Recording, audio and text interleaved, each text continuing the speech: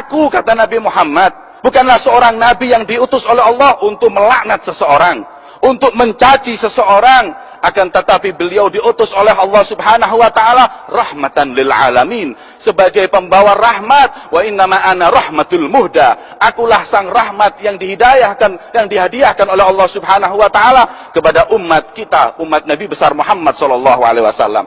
Coba kita lihat sejarah junjungan Nabi besar Muhammad yang enggak beda dengan sejarah para salaf kita.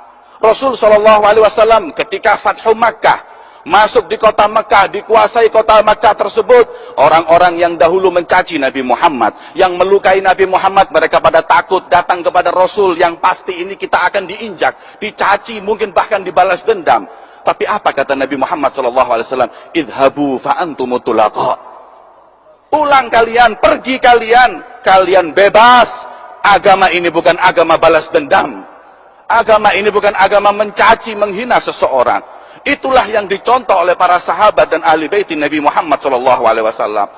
Begitu pula yang diambil anak cucu Rasul SAW. Suatu saat, ketika ada beberapa fitnah yang terjadi di kota Madinah saat itu, hingga Sayyidina Ali bin Abi Thalib, beliau dicaci di dalam mimbar di hadapan beliau.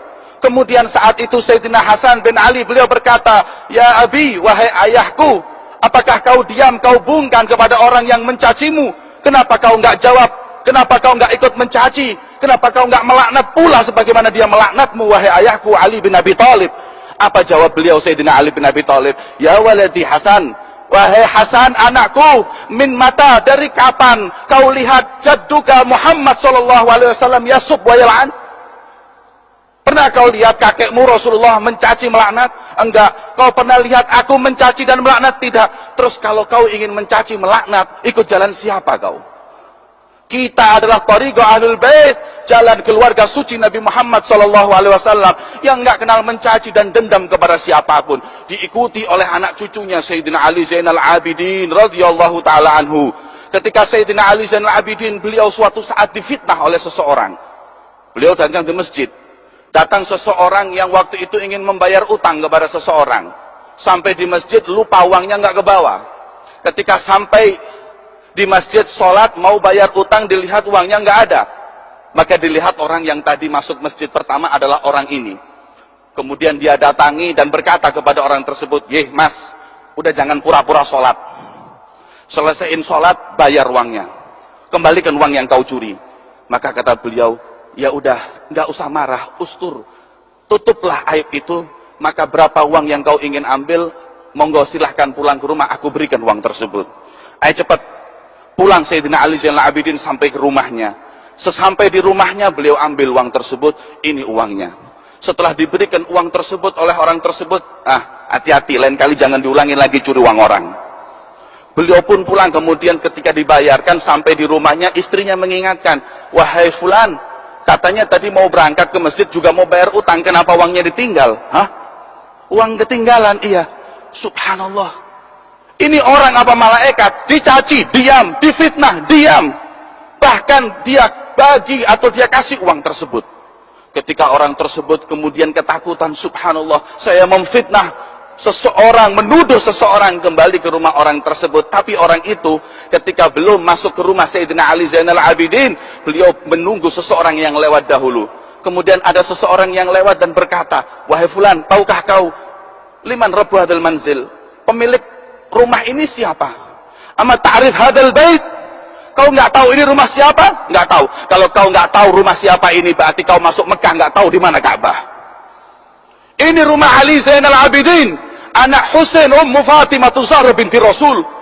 Maka nangis orang tersebut, subhanallah, inilah akhlak Nabi besar Muhammad. Kemudian dia ketuk pintu meminta maaf sambil menangis, "Wahai cucu Rasulullah, maafkanlah aku."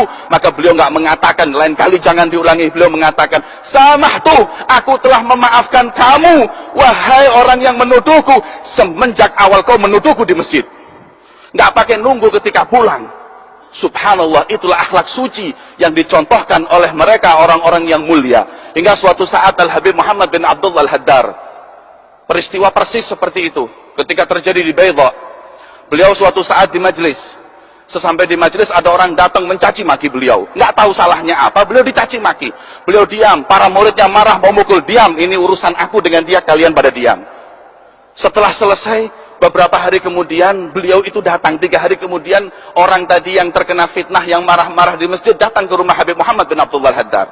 Kemudian ketika sampai di rumah Habib Muhammad bin Abdullah Al-Haddar, sesampainya beliau di sana mengatakan, wahai Habib, aku minta maaf, aku kena fitnah, yang melakukan bukan kamu, dan aku telah menuduhmu, mencaci makimu depan orang.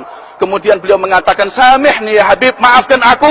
Beliau mengatakan, samahtuk min dzalikal yum, aku maafkan kau dari 3 hari yang lalu, dan sampai detik ini aku masih nyesel.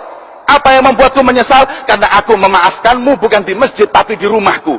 Berapa langkah yang terlewatkan atasku, berapa menit aku telat memaafkanmu. Dan aku jauh dari akhlak Ali Zainal Abidin, kakekku.